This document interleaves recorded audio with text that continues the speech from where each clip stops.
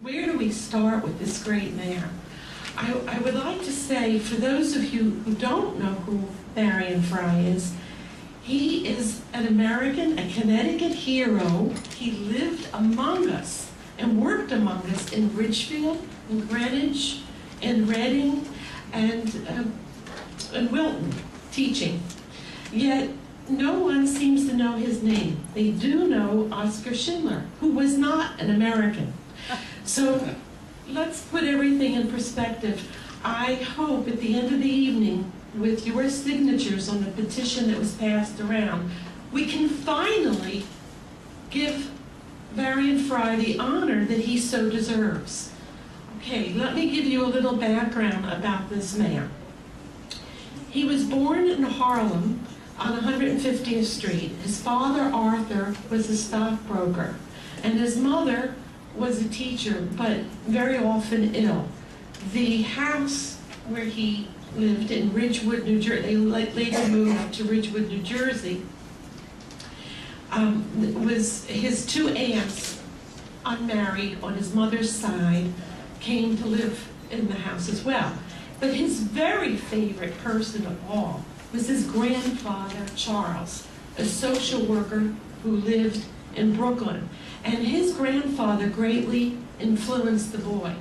Varian Fry was very stubborn and just as much as he was smart. He read a great deal and didn't prefer team sports. He liked to be birding alone. So further to that, when he was 14, he went to Hotchkiss here in Connecticut, and there his personality started to develop, this personality that rescued so many. He was very upset with the hazing, the tradition of hazing, which was very dangerous at Hotchkiss. So he went to the headmaster, and he was expelled. He then went to Taft. He was an idealistic boy from the very beginning. Then he went to the Taft School, and then on to Harvard, where he majored in the classics and in languages. He founded a literary journal at Harvard which based itself on the latest artists and writers. And he loved art. And when he later heard who was on the Gestapo list, wow, he wanted to rescue. So let's go back a little. After he graduated Harvard, he married Eileen, his schoolmate's sister, who was 6 years older. And they both moved to New York, hoping to find jobs. It was during the Depression. Now, this takes us up to 1935. Fry had a journalistic assignment that took him to Berlin. And this was to change the course of his life. On the streets of Berlin, he saw Jews being yanked from cafes, bloodied, beaten, elderly ladies thrown to the streets, and the German public looked on and egged the black shirts. Well, Fry believed in man's humanity to man, and this troubled him for the rest of his life, this sight. He came back to New York and wrote of the atmosphere he tasted and felt. And no one seemed to take notice. He also wrote that Hitler was planning and hoping to do one of two things: to annihilate the Jews or to deport them. So no one was really listening, okay? So finally, in 1940, when the Germans were well through Europe, many refugees were trapped in Vichy, France. That was the southern part of France that was supposedly a free zone. A committee met to get as many artists and writers out. The Modern Museum, in particular, formed a list to get 200 people out, writers, artists, anybody involved with the arts particularly, and also some scientists as well. So Fry joined this committee, and he volunteered. They needed somebody to go over just for 3 weeks to get these people out. And the person's requirements were to speak French, to speak German, and know a bit about politics and artists. Fry was perfect. He volunteered because he thought he owed these people something because they had given him so much pleasure when he was studying them. And he felt a great responsibility. So he was elected because nobody else wanted to go to Marseille. Now he admitted to the committee that he knew nothing of underground work, of outsmarting the Germans or anything of that nature, but he would try. So in August 1940, with $3,000 clipped under his pant leg that they had raised, he went off to Marseille. And quickly, he saw the environment there, all these refugees, and that they had nowhere to go. Their money was running out, and they just to walk the streets of Paris, you had to have France. I mean, this was in Marseille. They had to have papers, but they escaped. They had no papers, no passports. Imagine you're in a foreign country. You don't have your passport. Your money's running out. You're desperate, and the only place to go was to the American Relief Committee because the consulate really wasn't helping. In fact, Fry was very dismayed. They didn't help him either. So he quickly formed an office at the hotel where he was staying, the Hotel Splendide. He was very fortunate. He got 11 very good workers, artists, photographers. He got a cartoonist who learned how to forge. He got a photographer who was able to manipulate photographs. And in this way, he was able to get these papers out to the people. And on a daily basis, word got out that there was an American to rescue them. And they saw 100 people a day. They worked from morning till night, tirelessly. And their lives were at great danger. And also the food was being rationed. They had to move several times. And the last time they moved was to a residence called Air Belle, which was a lovely old estate where they drank wine and tried to forget the troubles of the day, where they worked very hard and ate snails from the pond because there was very little food. Now, I've gone beyond the 3 weeks that he was to be there. They recalled him. They didn't want any American working in a nation that was friendly to America. And Roosevelt did not want any more refugees. He did not want any more Jews. And he called him back home. There was no way that Varian Fry was going to leave these children, their parents, and his passion in life was freedom. Freedom for himself and freedom for everyone. So he stayed on at great risk. Now, at this time, there was a new edict, and it was called Surrender on Demand. And the French... I'm sorry to interrupt you, Rita, but I found out which switch turns the air conditioning on or off. I'm going to turn it on. A new edict that surrender on demand. And this meant that the French police had to arrest anyone the Germans wanted to. Anyone. And it was surrender on demand immediately. And later on, our hero, Barry, wrote a book, a great book, which I hope you'll all get from the library or buy from Amazon, Surrender on Demand, which is a diary of all these exciting events. So it was very, very dangerous. Now you're going to ask, how did he get the people out?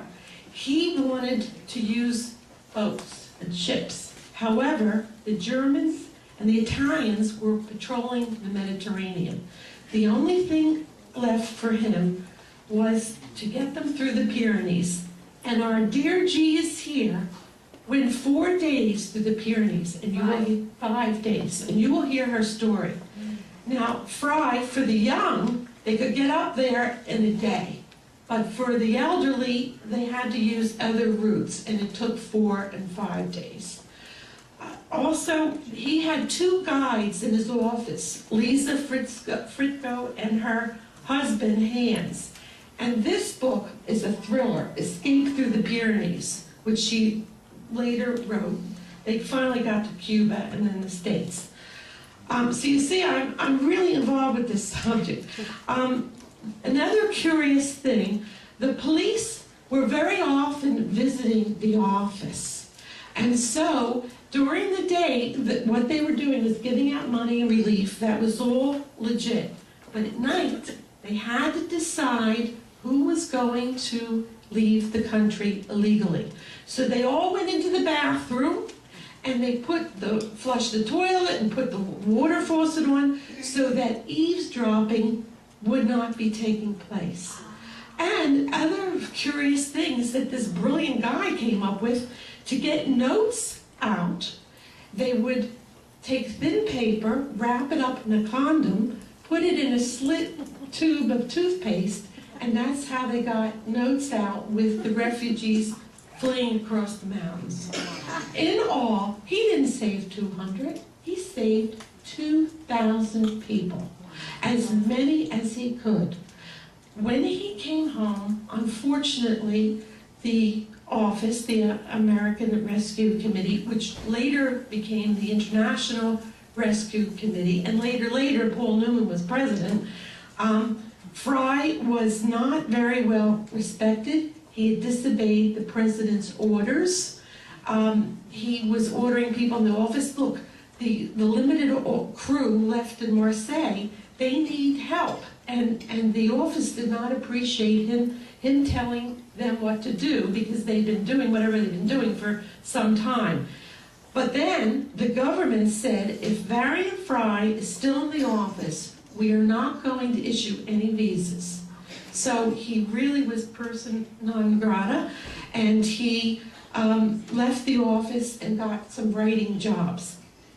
Now, this all affected his marriage to Eileen. He came back a different man, as you can imagine, a man of the world, a man who saw life and death, and their marriage broke up. Several years later, she died of cancer. He came every day to read to her at her bedside. Several years later, he met a woman 16 years his junior. Her name was Annette Riley. She worked for Albert Einstein, and her father was a philosophy major, so he had a lot to talk to this pretty young woman about, and she was very infatuated with him. They lived in New York, at 56 Irving Place, and after a while, he really wanted to be in the country, so he moved to Ridgefield. Annette really didn't want to go to the country, but they bought a house, a 12-room house, and some of us were there a few years ago when Maimonides had a charity event. And the room was 12 rooms, and his father moved in because at this point his mother had died. And her mother also joined the household. They had 3 children, and he got teaching jobs at Ridgefield Latin. He taught at the Greenwich Academy, and he had corporate writing. So for a while, everything was going well. But then his father died, and everything fell apart for him. In fact, a neighbor said when his father died, it took Fry several days to give the body to the undertaker, because he was so very close to his father. And Fry, in this period, was going through a lot of emotional upheaval, and then he went briefly to Europe to work on an art project flight, which Dan is going to talk about. And then he came back. In this period, his life with Eileen and their 3 children became tumultuous as well. And he was about to get a divorce. She wanted a divorce. Annette wanted to get a divorce, and she did get one, and then that very week, he moved in at this time to Easton. He rented a house in Easton and was teaching at the Joel Barlow School. And I'm going to interrupt for just a minute because this wonderful librarian from the Joel Barlow School is here, and he gave me this much information. even Varian Fry's resume, and I will be forever grateful for that. And we also have a young student, and we appreciate him here, and the history teacher, Joel Barlow. So, back to Easton. He went that weekend to see Annette. They were still friendly, and he was so sweet that weekend. She was thinking she'd made a mistake about this divorce. Anyway, he packed up the car, went back to Easton and to teach at the Joel Barlow School. And that evening, when he got back, the people that rented him this house, they changed his room and all his things. And perhaps it was too much for him. So the next day, the Joel Barlow School had a missing teacher. And they called Annette, and she said, call the police. And Varian Fry died alone with a massive heart attack. So 6 months before, he was finally honored by France, not our country. The French de Gaulle gave him the highest award, the Legion of Honor, and he was thrilled with that. He was very pleased to show that to his children. And then, 6 months after he died, Yad Vashem named him the first American to be called righteous among the nations. There are only 3 with that distinction. So why is it that we Americans do not know he was our neighbor? And that's why Pam and I started this petition. We really want to take, in fact, I invited Governor Rao. It was a little short notice. I believe she knows about this. And we really want to honor Fry. Now, the Holocaust Museum kindly sent this to me to give to you. And last week I had spoken to them, and there is an exhibit about Varian Fry. And she told me it's been out 30 times, and it's on its last leg one more time at New Jersey in the fall at Ramapo College. And I started to cry. The last time, I mean, we can't let this man disappear. And when I told them yesterday, I had 81, and we have I don't know, 95, we had to get the benches here. When I told them that we have this many people interested in Varian Fry, and how many we turned away, she said, well, maybe we can get that exhibit to Connecticut. So if any of you have any idea where, I mean, the Aldrich, but of course, you know, the Aldrich is a different venue, but maybe, just maybe. So if any of you get any ideas, the state capitol wouldn't really be appropriate because he was really more from Fairfield County. And I haven't taken this whole thing to Richfield, which certainly should join in because he spent a lot of his time there.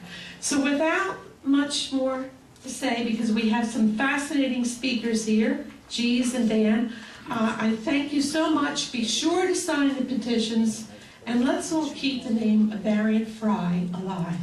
Thank you. I don't want to speak too much, and I just give some overview and let you ask me questions. I just want to come back to something about Varian Fry. It said in the booklet there that he just went back to the United States after being in Marseille. It wasn't quite as easy as that because the French didn't like anymore what Varian Fry did to save so many people. Amongst whom was my father-in-law, my mother-in-law. My father-in-law was a very famous man, so he was among those saved by him. And the French finally had enough of Varian Fry and put him in prison. So he contacted, or one staff contacted the State Department in Washington. And the answer he got was,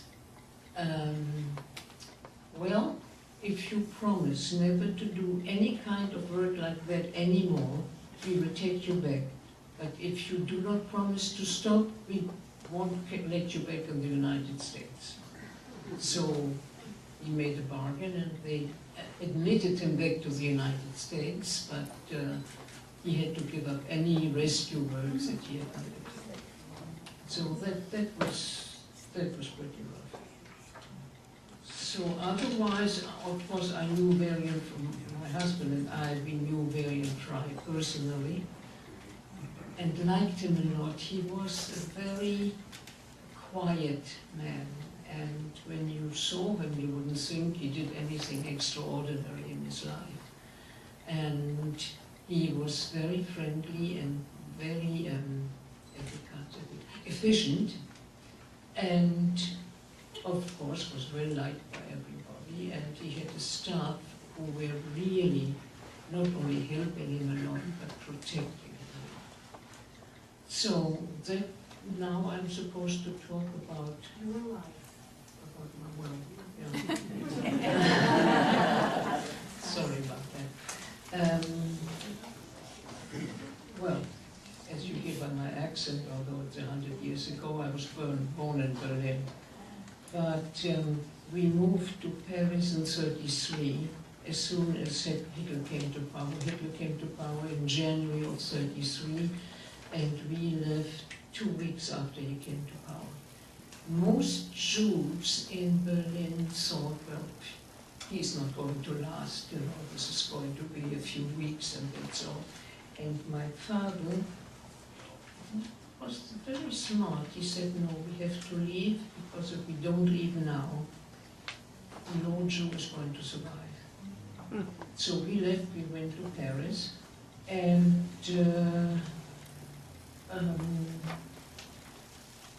okay, that was in '33. And in '39 broke out what they called the phony war. It wasn't really a war, it was sort of phony. What the French did, now, I had become extremely French. I went to French school, and I didn't even want to hear German talked on the street. It made me upset, and the French had a name for the Germans, which was not a nice name. So anyway, I kept away from that. And in '39, the French decided, we have enough Jews, we don't want any more Jews, right? So they took all the Jewish immigrants and put us in camps. The men went to a camp for men, and the women went to camp for women. I have to emphasize that was just the Jews. The French did not touch the non-Jewish Germans. They led a wonderful life, and we had friends, non-Jewish friends in Paris. And when it looked so bad, my father asked them, can I give you some, we had a beautiful home, we had carpets and silver, and they said, sure, we'll keep it all for you. Of course, they kept it for themselves, and it was never seen again. So that was one of the, it's a way to wake up to the world. So we were all assembled in the Velodrome d'Hiver, which is a sports arena, which was, maybe still exists, in Paris. And women and children, and I don't know, the men were someplace else. And we had a very bad time there because, of course, there were no beds or anything, so we slept on the floors, we slept on the benches, the Velodrome d'Hiver, that you look down on the race cars and on the bicyclists, and so that's where we slept. We hardly got anything to eat. And one day we were all told, get your things, of which we didn't have many, and we were put into buses. Nobody told us where we were going. And we were brought across France all the way down to the Pyrenees to a big, big camp for women. And we were interned there with children. The men were all in some other place. I don't know, sort of in the middle of France somewhere. We were in the south of France. So then came the, in 1940, the German had come into France and were already occupying everything, and the director of the camp was very afraid of the Germans, that they would come, and he just opened the doors, that was the fences to the camp, and he said, you can all leave. Nobody understood. We didn't know what was going on. So we left, and where could we go? We didn't know anybody. We had by then no money. We had just the clothes we were wearing. And we were totally, we were starved. We had practically nothing to eat. And there was a little village nearby, Reschach. And so we all went to the various, there were hundreds of us, and to the various villages who gave us rooms, and whatever little we had, we still paid for the rooms. And then we were all women, and we were all waiting for our husbands or brothers or sons to come. And one day we saw this huge truck full of men standing around. So that was one of the trucks from the men's prisons, and they had driven south because they heard that all the women were there. So this is how we found my brother again, and this is how we found my father again. So then,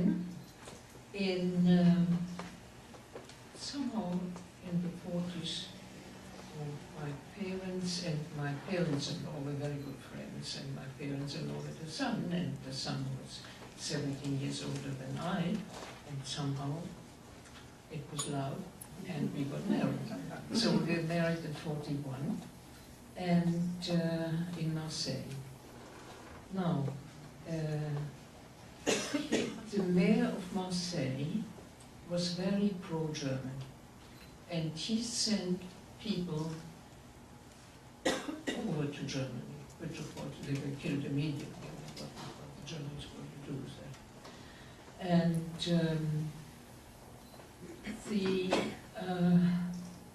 we figured, the Germans were in the north of France, and when they come officially to the south of France, it's the end of us. So we started walking. We wanted to go to Spain. We had to cross the Pyrenees Mountains, and we had a guide.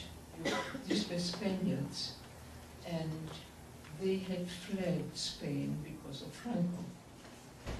So they offered for a certain amount of money to guide us over the Pyrenees Mountains into Spain.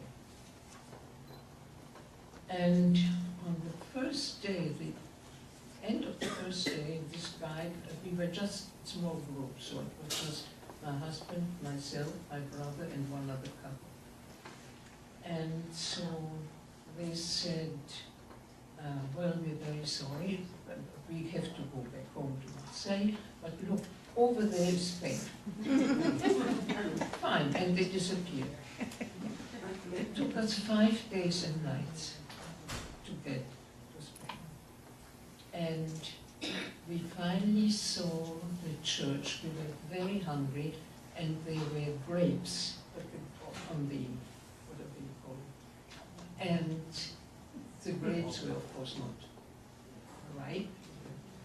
And we were so hungry, so we ate a lot of these unripe grapes. The result you can imagine. And then we came to a first little village, and there was a church. So my husband said, look, we've got to go somewhere. So we went to the church, and the priest was extremely nice. And he said, look, I cannot do much for you, but I will take you to my home, and I will feed you. But then you're on your own. So he said, you have to take the train and get to the next town. So we got on the train, and everybody looked at us, what kind of people are these, you know, we're dressed differently. So we got to Spain, we got out of the train in, what's the name? So, but in Spain, you have police all over the place. I mean, you have private people and then you have police. So the police were there when the people got off the train, everybody had to show their identity cards, and we didn't have that. So we were immediately taken to the police station and incarcerated there until we knew what we can do. So finally, we decided we are good enough to be sent to prison. So the men were sent to a different camp or something, and we were sent to various prisons. And the prisons, thank you. Is that better? Okay, you didn't miss much. So, we were put into this women prison in various cities, and the prisons in Spain are headed by nuns. So the final prison in Madrid was headed by a German nun. And here we were poor little Jewish refugees, so it didn't go over well at all. So there were two nuns, I will never forget, one was extremely young, she was a fresh nun, and she just looked at the world like wonderful. And there was an older nun who had been married and whose husband and 3 sons had been executed by the firing squad, by the Franco police. And she had become a nun late in life, and she knew the world, so she was very nice to us. And actually I got very sick in camp, and she took care of me as best she could in the, not camp, in the prison. And that's about, let me see,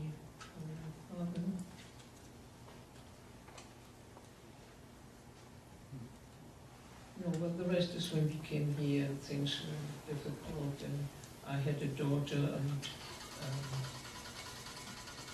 I came out of prison, so I was totally undernourished, and my daughter didn't have a chance, so she died when she was a few months old. So the beginning was not good yet, though.